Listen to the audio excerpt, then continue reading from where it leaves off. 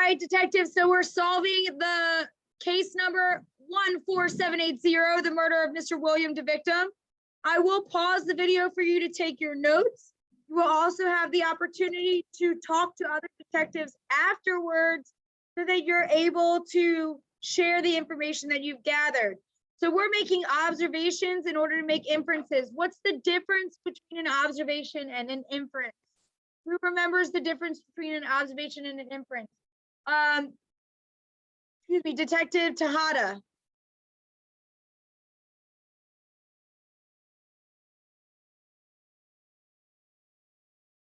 Using what?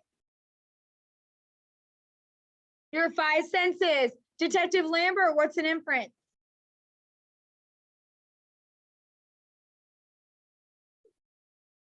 What's an inference? Based off of those observations. Very good. So we're using our observational skills. We've gathered the information that I'm sharing with you in the case file, and then we will be making inferences to narrow down our suspect pool. Here we go. You should be ready to write. You should be ready to write.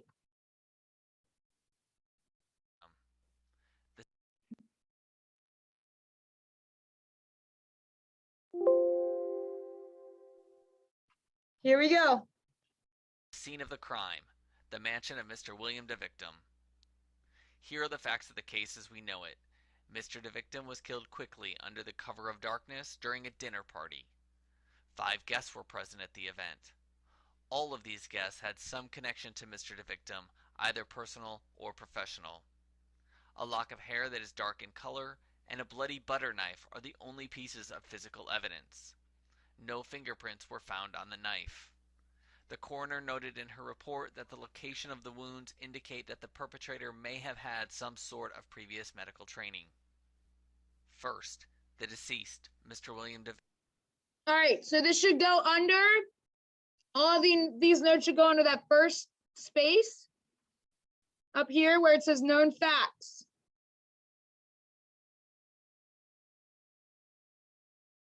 He was killed quickly, not painlessly, but quickly.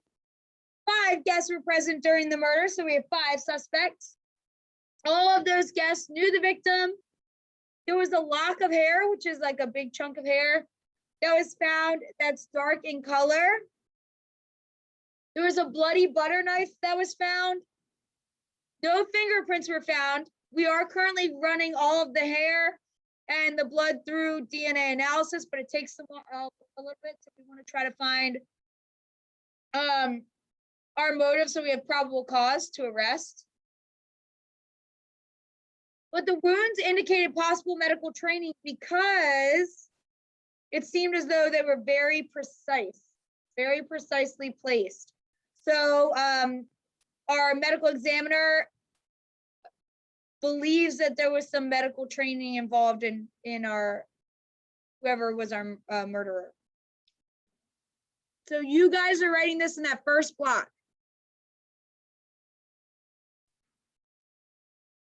Location of the wounds indicate that the perpetrator may have had some sort of previous medical training. First, the deceased, Mr. William DeVictum. Mr. DeVictum was the CEO of DV Enterprises and was in failing health. All of the guests for the evening assumed that he was going to reveal to whom he was leaving the company. The company is worth nearly $2 billion and is expected to grow considerably over the next 5 years. It doesn't appear that there are any specific threats to his life before this evening, although each of the guests had experienced prior arguments with Mr. DeVictum. Okay. So the CEO, he was the CEO, so he led this company, but he was not doing well health-wise, so they were thinking he was planning to transfer the company. The company's worth a lot of money, though.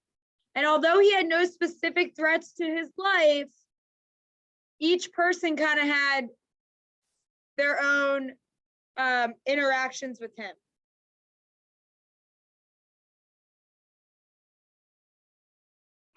Here we go. Our first suspect, Molly Daggers.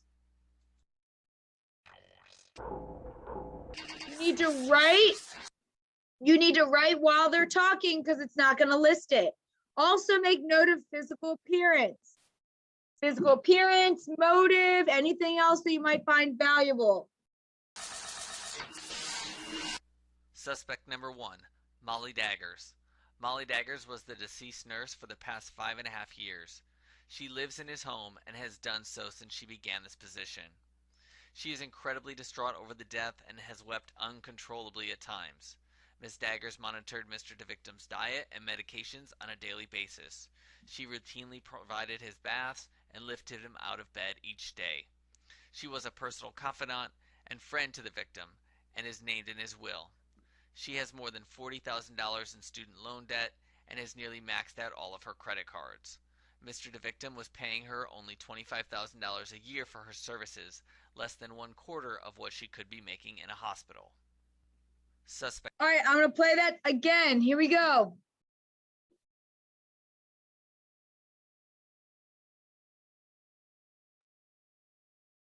Experienced prior arguments with Mr. DeVictim.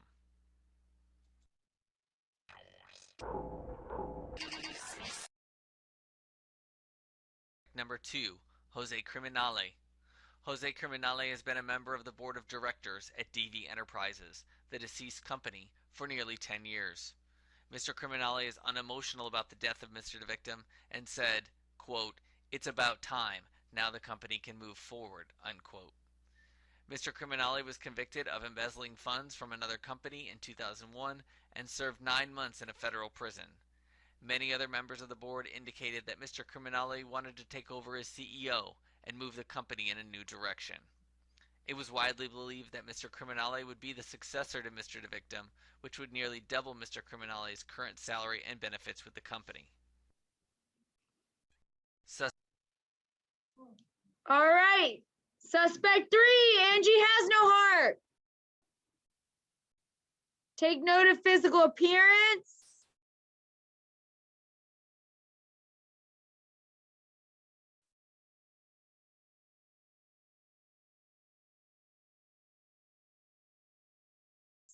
Here we go.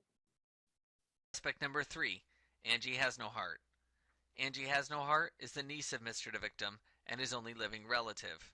She stands to inherit nearly $500 million, as well as 25% of the company. She has never been close to her uncle, and there are numerous newspaper articles and television reports about their tumultuous relationship. She has asked for the death certificate 3 times in the past 24 hours.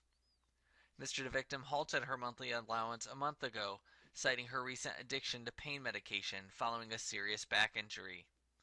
Ms. Has No Heart is currently on probation for assault with a deadly weapon. Suspect. All right, playing that one more time. Suspect number 4, Andrew Mean. Take note of physical appearance.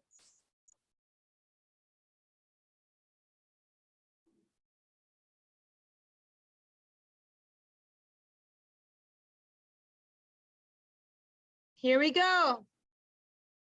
Suspect number 4, Andrew Mean. Andrew Mean is the personal attorney for Mr. DeVictim. They had monthly meetings. He has been incredibly emotional over the death and continues to sob uncontrollably. Mr. DeVictim called Mr. Mean the evening before and requested that he bring Mr. DeVictim's last will and testament, as well as power of attorney paperwork. Mr. Mean asked why this sudden request was necessary, but was given no answer. Mr. Mean previously insisted on security for Mr. DeVictim. Mr. Mean is also listed in the deceased's will and stands to receive a majority stake in the company. It appears that Mr. Mean had a father-son type relationship with the victim, and they have no history of quarrels. All right, so we're going to play it one more time. If you missed anything, does everybody know what tumultuous means, by the way? So it said that Angie Has No Heart has a tumultuous relationship. Okay, bad. That means rocky. So Angie Has No Heart did not have a good relationship with the victim. Does everybody know what a quarrel is? What a fight. Very good. So Andrew Mean had no history of fights with the victim. And our last suspect, Jane DeSnake. Suspect number 5, Jane DeSnake. Jane DeSnake has been Mr. DeVictim's personal assistant for 45 years, and she saw him on a daily basis. She is somewhat emotional over his death, but not as much as might be expected for a relationship of that length. She became upset when describing their work during nearly 5 decades together. Mr. DeVictim was demanding and often called Ms. DeSnake at all hours of the evening, on weekends, and even on holidays. His requests ranged from delivering documents to picking up dry cleaning to delivering dinner. Ms. DeSnake never married or had children, and she gave up her nursing career because she devoted her entire life to the deceased. Her bitterness about this is evident. All right, so take a look at her physical appearance as well.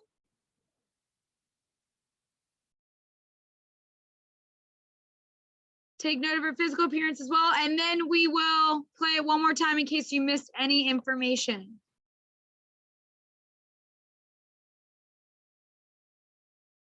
Deceased. Her bitterness about this is evident.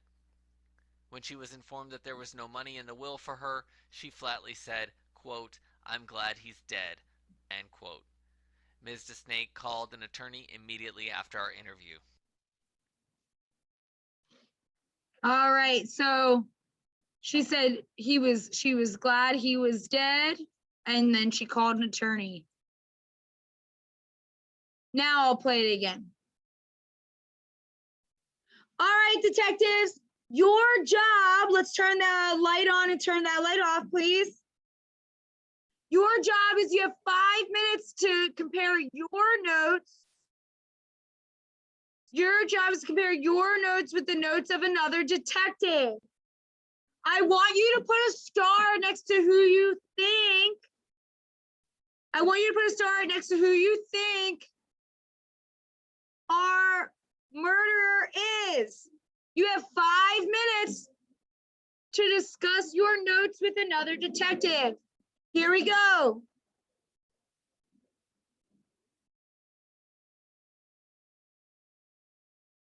All right, so we're going to share all the information we do have. Somebody tell me, I need that to be put away. Somebody tell me what I should write under known information and physical evidence. Let me see. Detective Lee.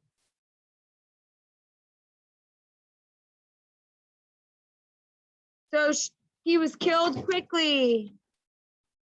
What else? 5 guests and suspects.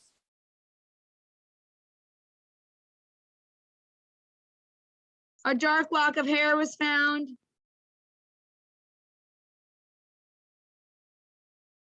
All the guests knew him. No fingerprints. We did take fingerprints, but just in case, but we didn't find any at the scene of the crime.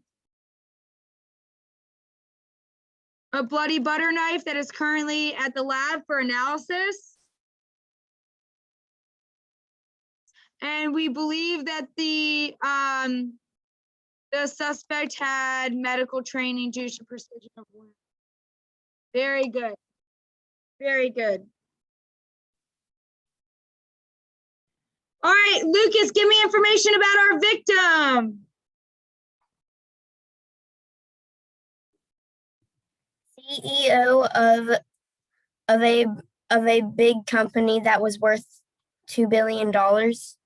Yep, so he was the CEO of DV Enterprises, right? Yeah, yes, ma'am. It was worth $2 billion. He had failing health. Failing health. What was it? Anything else we can think of? They people thought that they were going to dinner, because he was going to transfer the power to someone else. Yeah, so they thought he would transfer company at dinner. It's okay. I can just.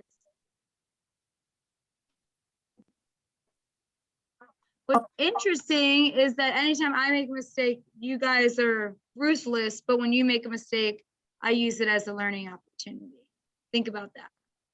Ms. Burley also, though. I'm not sure if they just said that, but But What else did you say? That's all did I say failing health? Oh, I did. Yes. Yeah, Is there that's it? al- That's okay. also he had fights with some of the suspects. Yeah, so he had disagreements with some suspects. Anything Yeah. else we're missing? Detective Williams. Yeah, he had no specific threats.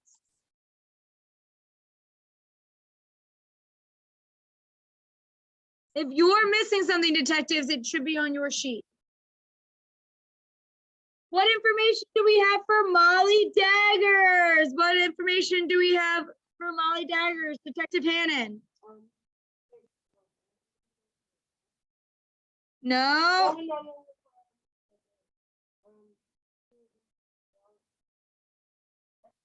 So she was distraught over the death. She has $40,000 in student loan debt. Maxed credit cards. What else? What else, Detective West?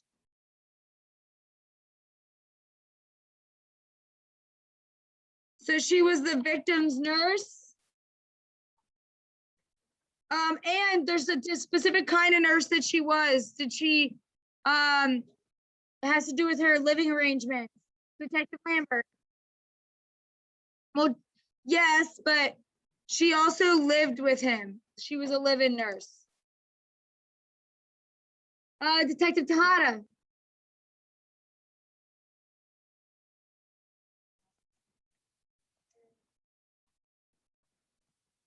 Very good.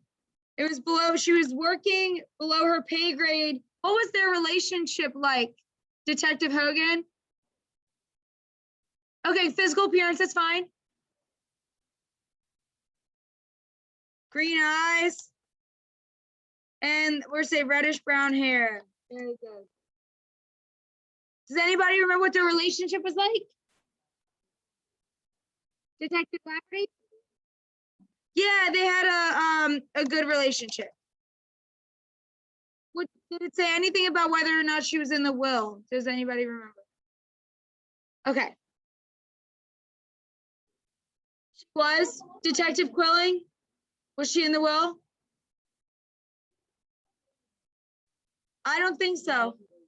Okay, she didn't get I think she might have gotten some money in the will, but not a lot. It said she was mentioned in the will. It didn't say what She she was got. Yeah, she was mentioned in the will. So that was good. She was mentioned in the will. Okay, so there is some financial motive. Jose Criminale, give me some information. Detective Evans. He's bald, very good. Okay, he's going bald.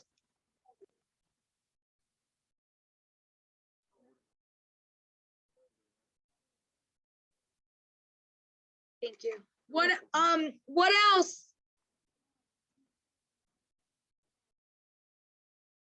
Do you remember?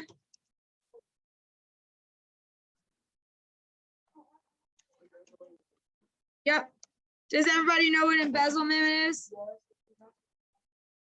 Yeah, it's where you're illegally shifting money so that you don't have, you're like avoiding fees and stuff. So it's like if you're making money but hiding it away. Okay.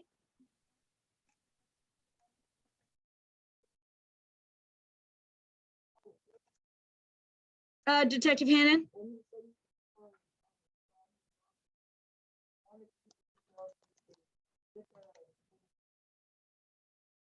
Wanted to be CEO so he could move company forward. It's fine. I'll fix it. I'm just trying to type fast. Did he stand to inherit anything?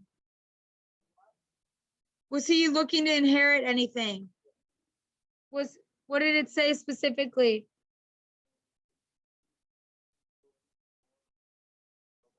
Okay, so would have become CO, salary double if he died.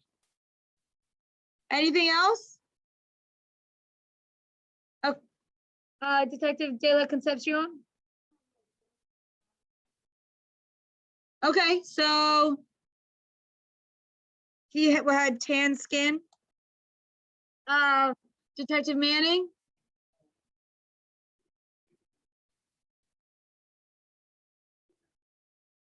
So he served 9 months in prison for embezzlement.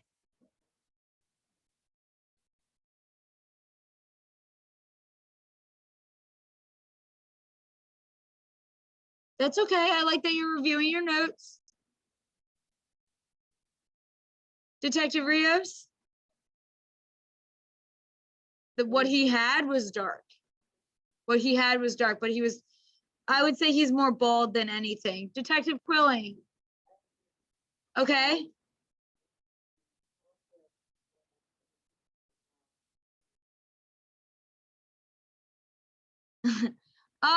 A lock is more than he had. So he did not have a lot. It would have had to, he would have had to have more. Like it would have been, that would have been a toupee, which would have been different. Angie has no heart. Give me everything you got. I want someone who has not, I've not heard from. So I need a new detective. New detective, please. Detective Green.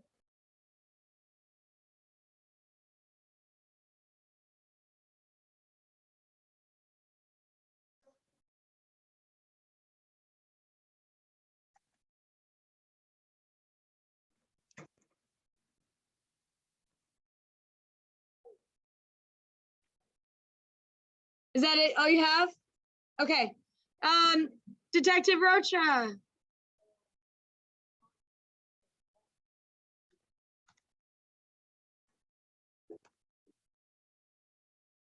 Okay. Detective Evans.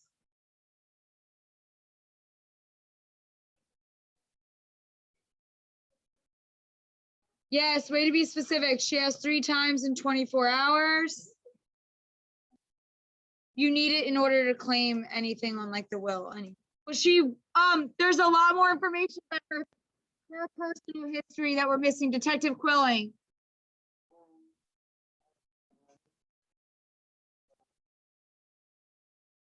Detective Giddens.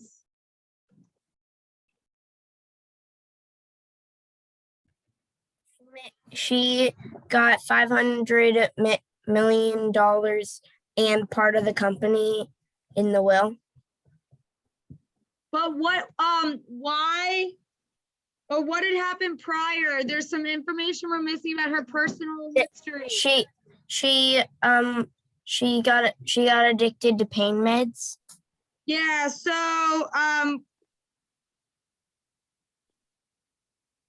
she had because she had a back injury and she used to be given what by the deceased? What did he give her? Our Detective Tejada. Hold on, let's wait on our theories.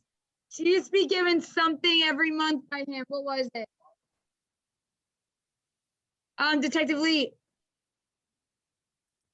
Money. She used to be given an allowance, and then what happened? But what happened? What happened? No, he didn't run out of money.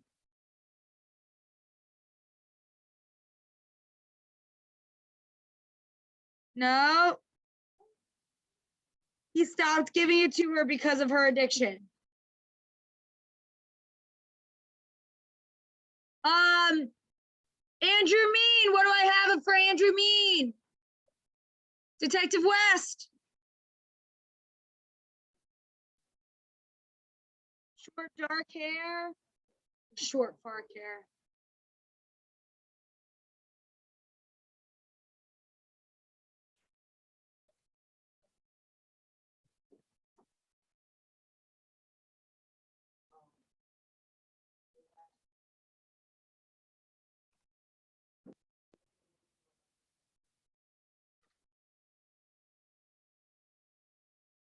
father-son relationship. No fights. Did he stand to inherit anything? Yes. I'm asking you. You guys are the detectives. I'm just the note taker here. He was in the will. Detective Hogan.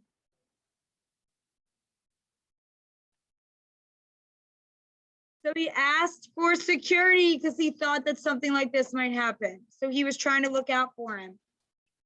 And then Jane the Snake. All right, give me some information about this lady. Radiance, do you have anything? Detective Radiance?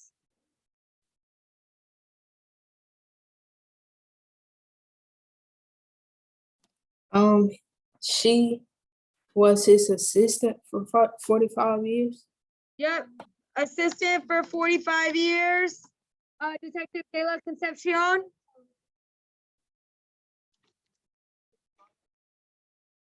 She was glad he was dead, not in will, okay? Detective Affleck? So she didn't have any family of her own. Detective Lambert?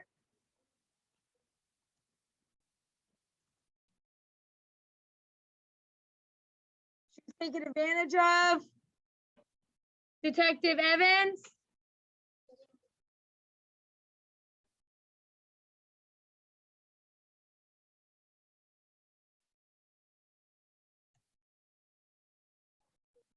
All right, we'll hold off on the theory.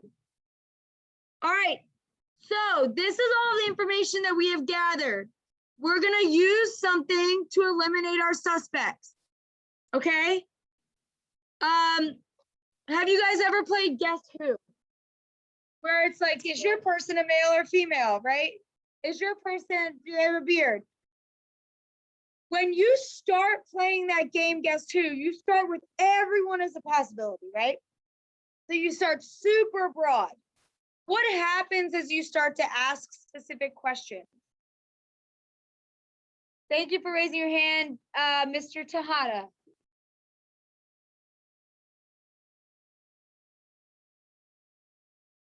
So they start to narrow it down. They ask questions regarding what specifically? So characteristics, right? So characteristics. In this aspect, we're gonna use, my paper went, that's okay. We're gonna use specific characteristics to narrow down who our suspects are. Are we ready? All right. This is called a dichotomous key. Dichotomous, di meaning two. So I have two options to choose from. This is basically using certain characteristics to classify who and eliminate suspects. So the suspect has black, brown, or brownish red hair. If they do, they move on to the next round. If they don't, we eliminate them. So looking at our paper, who can I eliminate because they do not follow that physical criteria? Detective Bearden. Jane the Snake, she does not have black, dark colored hair. Is there anybody else? There's one other person I can eliminate. Detective May. No, she has reddish brown hair. And it said anybody who had brownish red hair. There's somebody else. Detective Manning. She has, Angie has dark long hair. Detective Rocha. Yes, he doesn't have any hair. He's balding. He really doesn't have any. All right, Jose.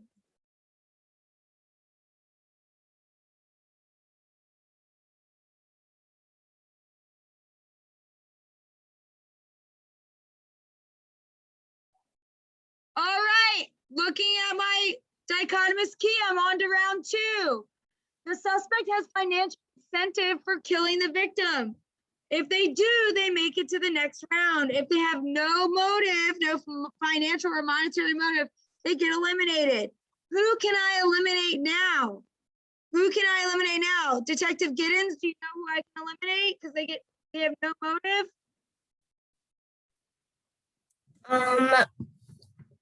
I don't think anyone, because everyone who's left got a little bit of money. Yeah, Andrew Mean couldn't was in the will. Angie Has No Heart was in the will. And Molly was in the will. Okay, Yeah, let's look at what? If we were to eliminate one, it would be Molly Dagger, because she got the least amount of money. But any money is any money, so we can't eliminate them because she also had debt. So that's still financial motive. So we want to keep them in. It says if they had no financial motive. So we didn't eliminate anybody. The suspect has medical training. If they had medical training, they move on because if they had medical training, they would have known where to put the weapon, right? They also could have lifted the body. So looking back, who can I eliminate because they do not have medical training? Detective De La Concepcion. Andrew Mead did not have medical training. Anybody else I can eliminate? Detective Williams. Angie Has No Heart had no medical training. So our last one, just to make sure, I'm going through. This is our dichotomous key. The suspect is, if they have the physical ability to hold the victim, or they don't. So looking back, we know does Molly have the ability to lift the victim? Yes, it said that she lifted him several times, right? She was his live-in nurse. Why would Angie Has No Heart not have the ability to lift him? Detective Lambert, she has back issues. So who was our murderer? Molly Daggers. Is there anybody that got it right?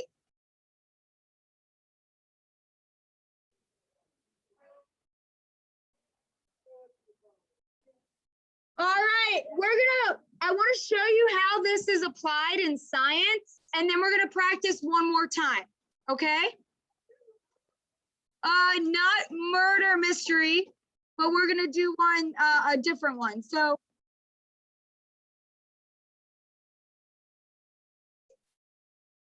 maybe at lunch, but I still want to move on. So here we go.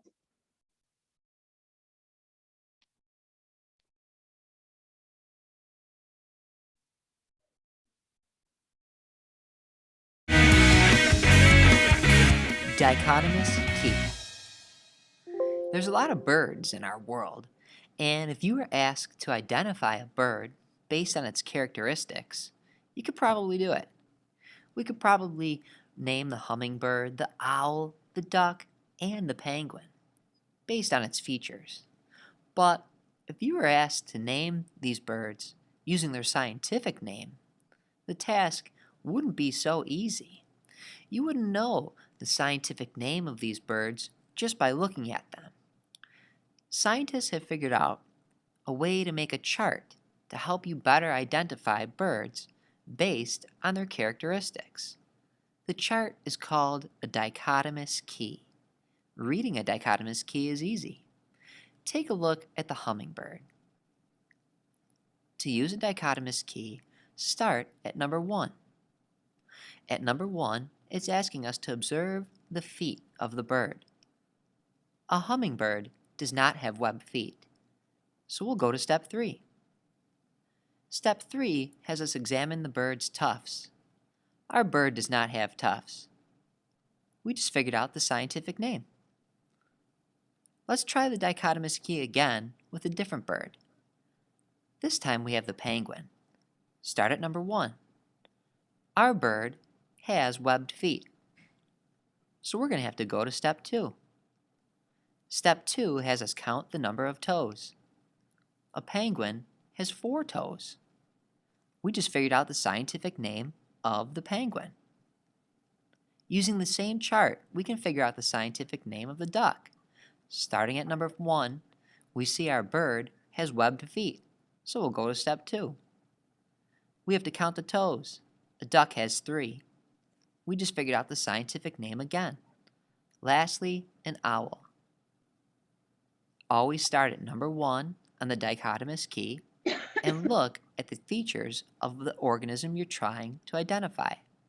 Our bird has tufts. This is its dichotomous key's scientific name. Dichotomous keys, charts that scientists use to figure out the scientific name of organisms or to help identify footprints. All right, so those last two names, and you guys did this in Miss Trulio's class, that's the genus and the species, it's specific. We're actually going to do a project next week where you guys are going to present an animal all the way through what their dichotomous key identifies them as. So we're going to talk more specifically about their domain, their kingdom, their phylum, their class and order, family, genus, and species. If that's okay that you don't know what they are, we're going to learn about them. That's what we're doing next class. What I would like to do with you guys today is to practice another example of a dichotomous key. But we're going to do it as a class and we're going to use minions.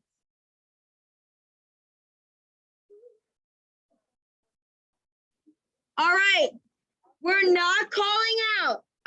Because you guys actually have an exit ticket on this, a graded exit ticket on this in the next class. So I want to make sure that you guys understand this. We're also going to practice it next class. So we're looking at one organism at a time.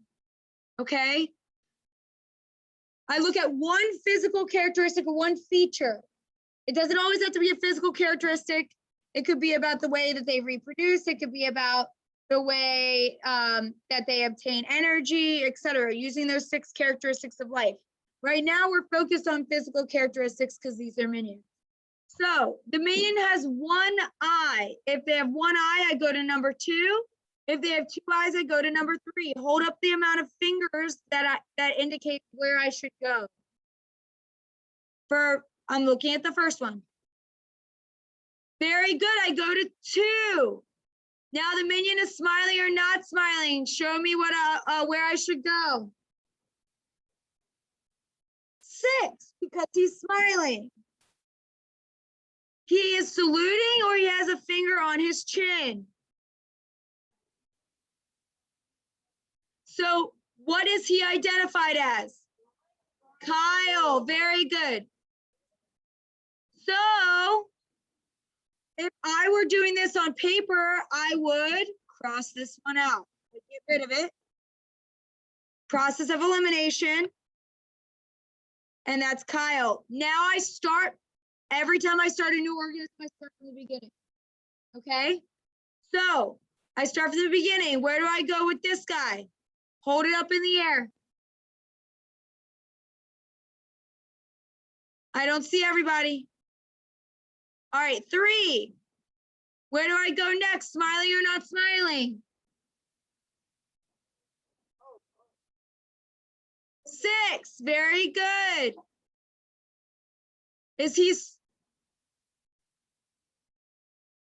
Hold on. We said 2 eyes, we went to 3, sorry. Yeah, so 2 eyes, we went to 3. Is he a toothy smile or not showing teeth? My apologies. So I go to 4, very good. Now what? Now what? Somebody tell me and why. Very good. I went to 4, he's standing, so I go to 7. Do you see how the last time I realized I made a mistake because I crossed that one out and it didn't match up? So there are also ways for you to figure out if you've made a mistake. So I go to 7. He has both hands up or 1? He has one hand up. So I go to 9. Which hand is up, left or right? Very good. His left hand is up, so it is Larry. So I'm going to eliminate him. Starting over. Where do I go? Somebody raise your hand and tell me, where do I go? Where do I go? Melissa. 3. Very good. Where do I go after 3? He has a toothy smile or he's not showing teeth. Where do I go next, Kyle? 5. Very good. Is he looking at you or is he working? So what's his name? Tim.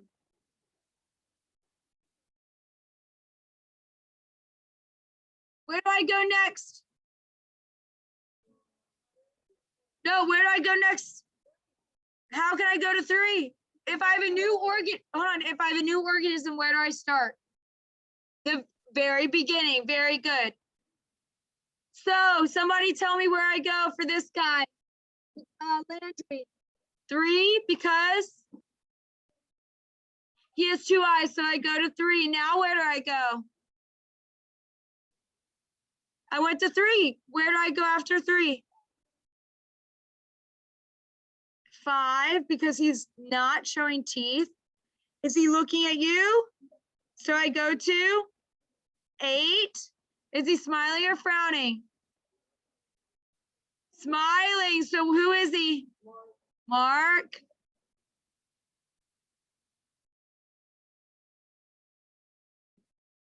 All right, where do I go now? New organism, meet I? Start over. Very good. So 1 or 2 eyes. 2, so I go to 3. Very good. Toothy or not toothy smile. So I go where? 4. Riding a rocket or standing? Riding a rocket, so who is this guy? Dave. Very good. And last but not least, and I'm going to eliminate it on your paper when you do this next class period, you can cross them out. Makes it easy for you guys. So I start over. He has 2 eyes, so I go to 3. He has a toothy smile, so I go to 4. He's standing, so I go to 7. He has both hands up or 1. So he is Stuart. How do you guys feel about this? All right. What I would like to do with you guys for the remaining couple minutes of class is I want to pass out a little foldable to you. Can somebody pass this out? I'm not going to be able to show you guys because I don't have a document camera, so I printed them out, but there are some things I'm asking you to write on your own.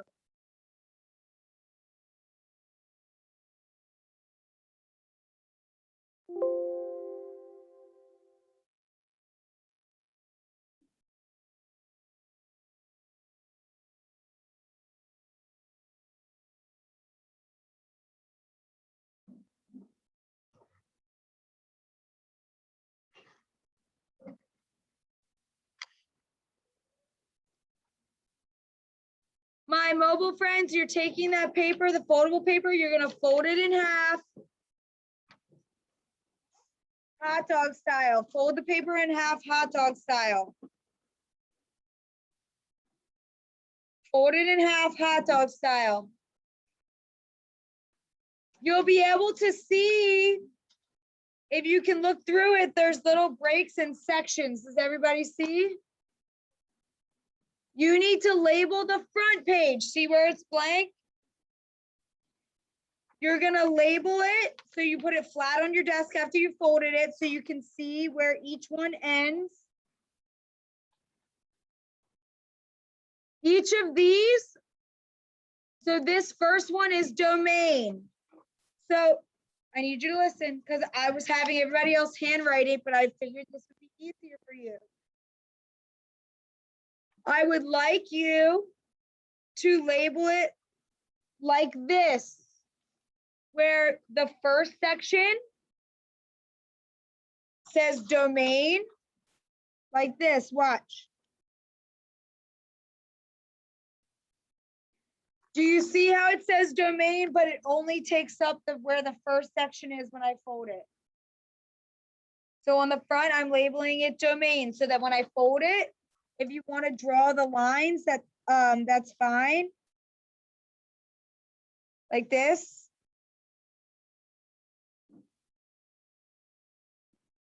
Again, without a document camera, I'm doing the best that I can. So you should be able to see through the paper to draw lines in between each section. See where the bolded thing is? That's where the lines go. Yes. Where the bolded words go, the lines go in between. So this is a new category.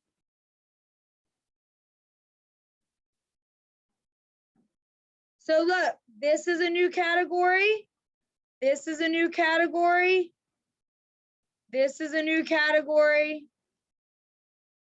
This is a new category. This is a new category. So draw the lines on the front. So this.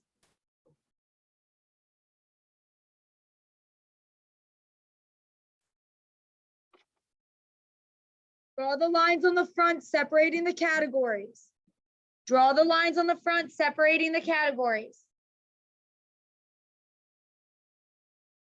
I know without a document camera, it's hard to see. We're just doing the best we can. Thumbs up when you've drawn the lines. You need this for your project next week. So I'm just giving it to you now, so please don't lose it.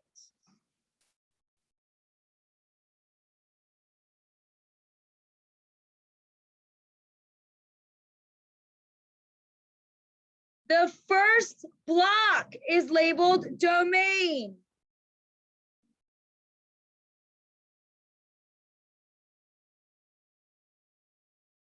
So we'll go domain, kingdom, phylum, class, order,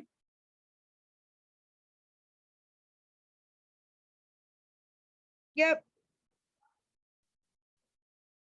This is,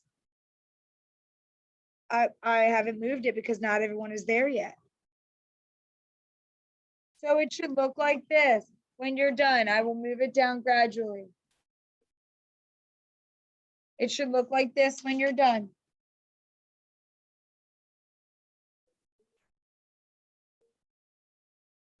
As many as the lines, right? That's why I told you to draw the lines. Domain, baby, you need to be patient. The last thing you're gonna do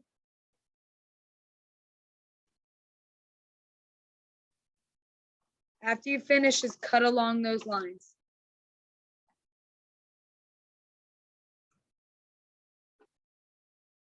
When you've labeled all of them, Allison, you're not done yet.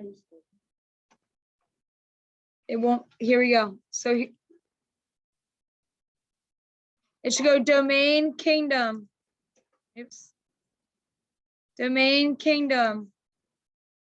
Phylum, class. Order, family. Genus, species. Genus and species are those most specific examples.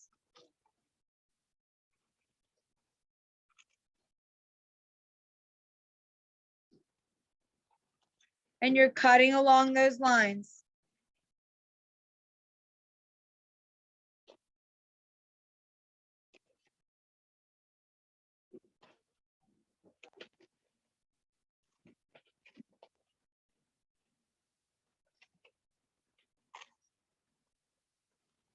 It should look just like this.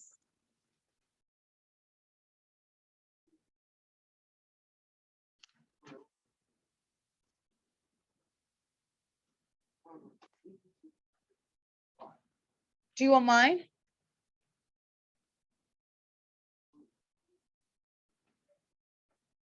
Yeah, you drew too many lines. You can have mine when you're done. When you're done cutting, can you hold it up in the air?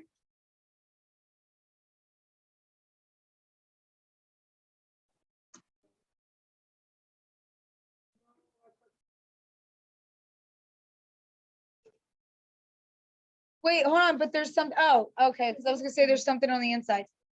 There's something we need to write on the back. As soon as we write that on the back, we'll be done for today. On the back, on the blank side. I want to see that everybody's done first.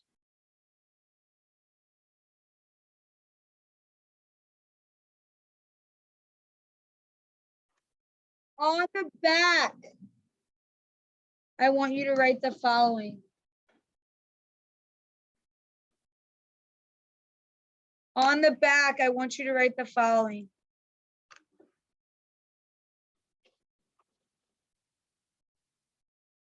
And this is what we're going to use for our project as we keep reviewing this. So on the back, please write Linnaean. This is the Linnaean system for classifying organisms. Basically, the Guess Who. The game is basically the Guess Who for living things.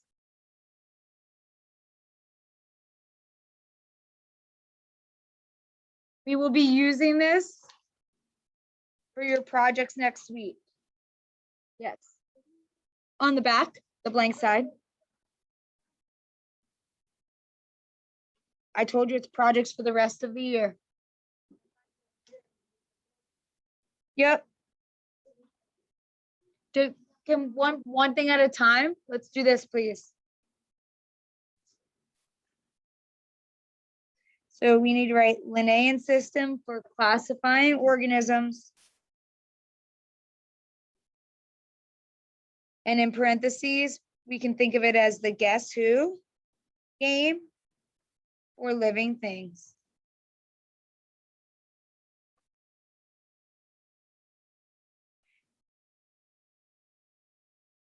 After that, you guys can put this away. My mobile friends, I need the stuff from today turned in. Great job, detectives.